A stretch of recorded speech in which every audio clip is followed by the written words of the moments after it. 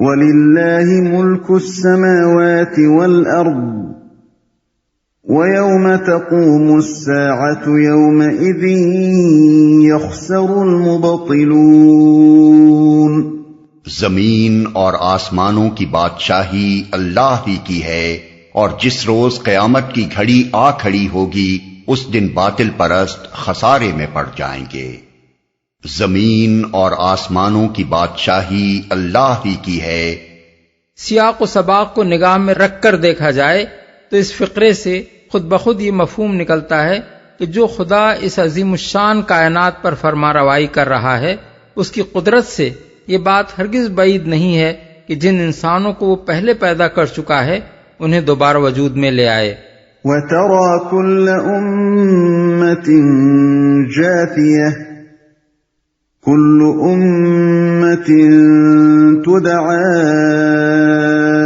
إِلَى كِتَابِهَا الْيَوْمَ تُجْزَوْنَ مَا كُنتُمْ تَعْمَلُونَ هَذَا كِتَابُنَا يَنطِقُ عَلَيْكُمْ بِالْحَقِّ إِنَّا كُنَّا نَسْتَنسِخُ مَا كُنتُمْ تَعْمَلُونَ۔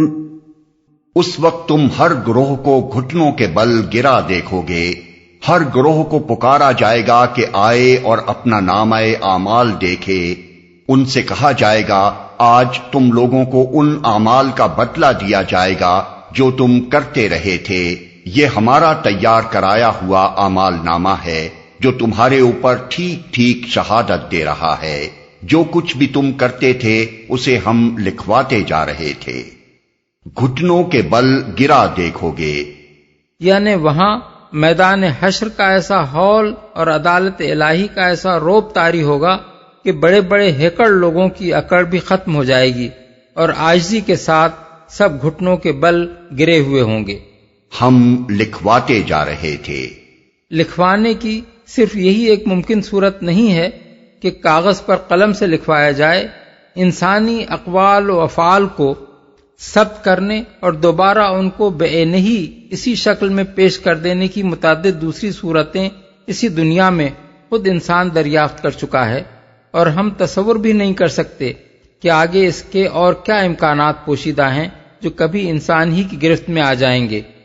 اب یہ کون جان سکتا ہے کہ اللہ تعالیٰ کس کس طرح انسان کی ایک ایک بات اور اس کی حرکات و سکنات میں سے ایک ایک چیز اور اس کی نیتوں اور ارادوں اور خواہشات اور خیالات میں سے ہر مخفی سے مخفی شے کو ثبت کرا رہا ہے، اور کس طرح وہ ہر آدمی، ہر گروہ اور ہر قوم کا پورا کارنامہ حیات بے کم و کاست اس کے سامنے لا رکھے گا۔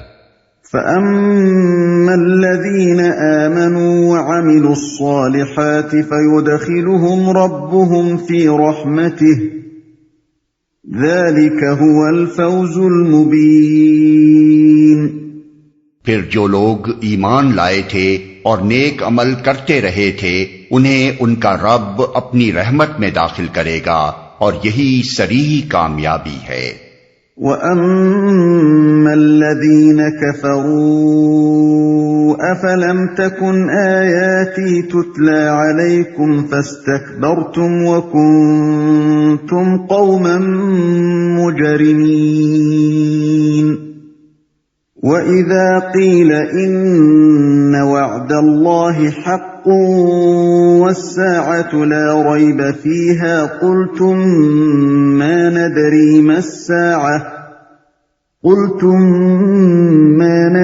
مَا السَّاعَةُ إِن نَّظُنُّ إِلَّا ظَنًّا وَمَا نَحْنُ بِمُسْتَيْقِنِينَ۔ اور جن لوگوں نے کفر کیا تھا ان سے کہا جائے گا کیا میری آیات تم کو نہیں سنائی جاتی تھیں، مگر تم نے تکبر کیا اور مجرم بن کر رہے۔ اور جب کہا جاتا تھا کہ اللہ کا وعدہ برحق ہے اور قیامت کے آنے میں کوئی شک نہیں، تو تم کہتے تھے کہ ہم نہیں جانتے قیامت کیا ہوتی ہے، ہم تو بس ایک گمان سا رکھتے ہیں، یقین ہم کو نہیں ہے۔ تم نے تکبر کیا، یعنی اپنے گھمنڈ میں تم نے یہ سمجھا کہ اللہ کی آیات کو مان کر مطیع فرمان بن جانا تمہاری شان سے فروتر ہے اور تمہارا مقام بندگی کے مقام سے بہت اونچا ہے۔ یقین ہم کو نہیں ہے۔ اس سے پہلے آیت 24 میں جن لوگوں کا ذکر گزر چکا ہے وہ آخرت کا قطعی اور کھلا انکار کرنے والے تھے، اور یہاں ان لوگوں کا ذکر کیا جا رہا ہے جو اس کا یقین نہیں رکھتے، اگرچہ گمان کی حد تک اس کے امکان سے منکر نہیں ہیں۔ بظاہر ان دونوں گروہوں میں اس لحاظ سے بڑا فرق ہے کہ ایک بالکل منکر ہے اور دوسرا اس کے ممکن ہونے کا گمان رکھتا ہے، لیکن نتیجے اور انجام کے لحاظ سے ان دونوں میں کوئی فرق نہیں، اس لیے کہ آخرت کے انکار اور اس پر یقین نہ ہونے کے اخلاقی نتائج بالکل ایک جیسے ہیں۔ کوئی شخص خواہ آخرت کو نہ مانتا ہو یا اس کا یقین نہ رکھتا ہو، دونوں صورتوں میں لازماً وہ خدا کے سامنے اپنی جواب دہی کے احساس سے خالی ہوگا، اور یہ عدم احساس اس کو لازماً فکر و عمل کی گمراہیوں میں مبتلا کر کے رہے گا۔ صرف آخرت کا یقین ہی دنیا میں آدمی کے رویے کو درست رکھ سکتا ہے۔ یہ اگر نہ ہو تو شک اور انکار دونوں اسے ایک ہی طرح کی غیر ذمہ دارانہ روش پر ڈال دیتے ہیں، اور چونکہ یہی غیر ذمہ دارانہ روش آخرت کی بد انجامی کا اصل سبب ہے، اس لیے دوزخ میں جانے سے نہ انکار کرنے والا بچ سکتا ہے نہ یقین نہ رکھنے والا۔ وَبَدَا لَهُمْ سَيِّئَاتُ مَا عَمِلُوا وَحَاقَ بِهِم مَّا كَانُوا بِهِ يَسْتَهْزِئُونَ۔ اس وقت ان پر ان کے اعمال کی برائیاں کھل جائیں گی اور وہ اسی چیز کے پھیر میں آ جائیں گے جس کا وہ مذاق اڑایا کرتے تھے۔ اعمال کی برائیاں کھل جائیں گی، یعنی وہاں ان کو پتہ چل جائے گا کہ اپنے جن طور طریقوں اور عادات و خصائل اور اعمال و مشاغل کو وہ دنیا میں بہت خوب سمجھتے تھے وہ سب ناخوب تھے۔ اپنے آپ کو غیر جواب دہ فرض کر کے انہوں نے ایسی بنیادی غلطی کر ڈالی جس کی وجہ سے ان کا پورا کارنامہ حیات ہی غلط ہو کر رہ گیا۔ وَقِيلَ الْيَوْمَ نَنسَاكُمْ كَمَا نَسِيتُمْ لِقَاءَ يَوْمِكُمْ هَذَا وَمَأْوَاكُمُ النَّارُ وَمَا لَكُمْ مِن نَاصِرِينَ۔ اور ان سے کہہ دیا جائے گا کہ آج ہم بھی اسی طرح تمہیں بھلائے دیتے ہیں جس طرح تم اس دن کی ملاقات کو بھول گئے تھے۔ تمہارا ٹھکانہ اب دوزخ ہے اور کوئی تمہاری مدد کرنے والا نہیں ہے۔ ذَلِكُمْ بِأَنَّكُمُ اتَّخَذْتُمْ آيَاتِ اللَّهِ هُزُوًا وَغَرَّتْكُمُ الْحَيَاةُ الدُّنْيَا فَالْيَوْمَ لَا يُخْرَجُونَ مِنْهَا وَلَا هُمْ يُسْتَعْتَبُونَ۔ یہ تمہارا انجام اس لیے ہوا ہے کہ تم نے اللہ کی آیات کا مذاق بنا لیا تھا اور تمہیں دنیا کی زندگی نے دھوکے میں ڈال دیا تھا، لہذا آج نہ یہ لوگ دوزخ سے نکالے جائیں گے اور نہ ان سے کہا جائے گا کہ معافی مانگ کر اپنے رب کو راضی کرو۔ یہ آخری فقرہ اس انداز میں ہے جیسے کوئی آقا اپنے کچھ خادموں کو ڈانٹنے کے بعد دوسروں سے خطاب کر کے کہتا ہے کہ اچھا اب ان نالائقوں کی یہ سزا ہے۔